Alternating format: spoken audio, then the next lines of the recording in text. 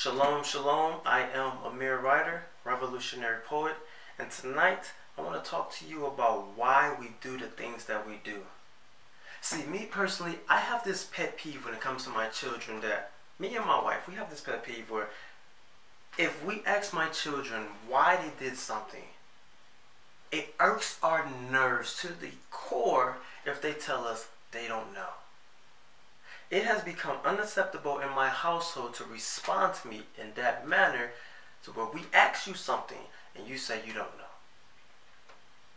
We will make our children stand there and think of something. You have to give us something, because I don't know is not an acceptable answer. And as adults, we really have to get to the point to where we are analyzing our actions and determining why we act the way we act, why we do the things we do, think the things that we think, make the decisions that we make, and believe what we believe. I mean, what gives us that inclination? Why are we inclined to certain actions? Why are we inclined to do certain things? So I just want to give a story. And the story is about this couple. This couple, they were bickering and fighting. They were going on for years, and they decided to see this wise man. They decided to see the wise man. A wise man was someone who the people used to go to whenever they used to have disputes, whether it was isolated disputes or marital disputes or anything like that. But the guy, he had answers, or if he didn't give you the answer, he provoked your mind for you to look at your situation, and he led you to the answer. So he led you into that direction. So they went to this wise man. This distraught couple goes to this wise man. He goes to his office, sits down in front of him. So the wise man says, "Hey, what brings you into my office tonight?" So they say, the husband gets up and says, "My wife is wasteful. She wastes so much money. It's ridiculous. Especially around the holidays. These holidays comes around, and all she does, it's like she just can't wait to start frivolously wasting money." So the wise man says, "Okay, so what does she do that you would label as wasting money?" He says, "The biggest issue I have with my wife is that around Thanksgiving, she goes and she buys this huge ham. She goes and buys this huge ham, and she brings it home, and when she's getting ready to cook it, she says this prayer, she cuts the ham in half, and she throws one side away, and she cooks the other side. To me, it doesn't make any sense on why she's wasting money purchasing this ham and just to only consume a portion of it." So the wise man kind of smiles. He says, and this is your problem? And the husband says, "Yes, we don't have resources like that for us to be wasting food. Like, it doesn't make any sense. Like, I recommended that we just buy half a ham, but no, this is what you want to do." So the wise man says, "Okay, I can understand that." He turns to the wife and says, "So, what's your side of the story?" The wife says, "My mom passed down a family tradition from her mom to me. And this tradition consists of us purchasing a ham around the holidays, and we will cut the ham in half, dispose of one side, and cook the other. It is a family tradition that I hold near and dear to my heart. I grew up with this since I was about 8. I remembered my mom and me in the kitchen having these intimate moments of us saying this prayer over this food, cooking one half, disposing of the other. So I don't want to get rid of it. I am going to have my own children, and just like it was passed down from her mom to her, now I'm going to pass it down to my children." The husband says, "This is ridiculous. It doesn't make any sense." So the wise man sits, he thinks for a second, and he says, "Where did this tradition come from?"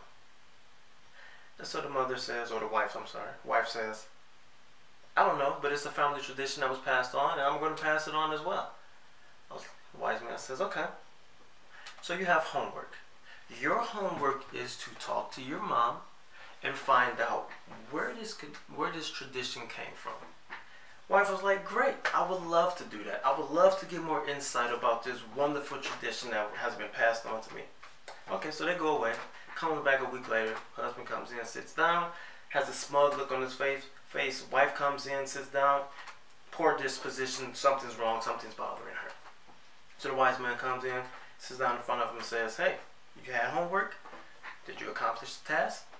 She says, yes, I did. Wise man looks at the husband. Husband is still smiling away. He asks the wife, okay, so what did you find? And the wife gives this big exhale before she proceeds to inform the wise man of the information that she's obtained. And so she says, my mom used to cut the ham in half and throw one side away and cook the other side because the ham was too big to fit in my mom's oven.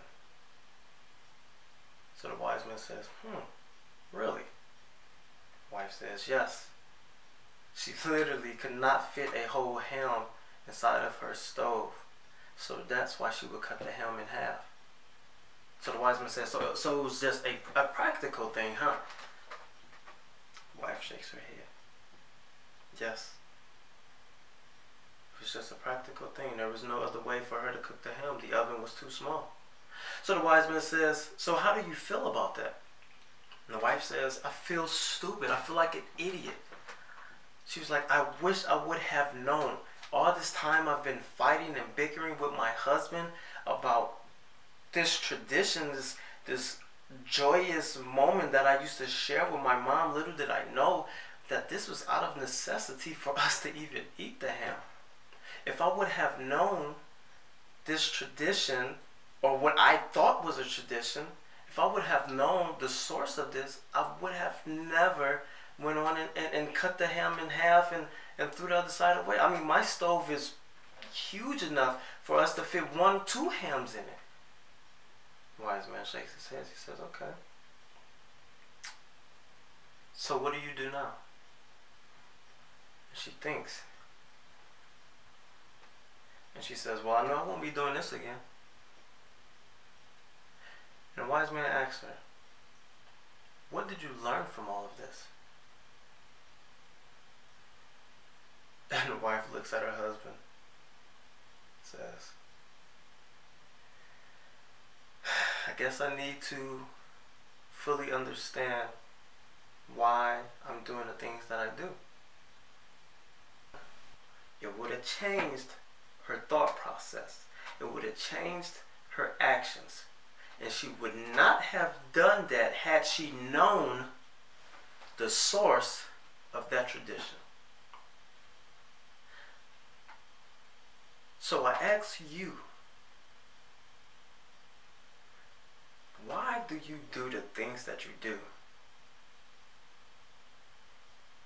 Why do you make the decisions you make? Why do you believe what you believe? Is it just something that's been passed down? Or is it something else? Why do you do what you do? Peace and shalom.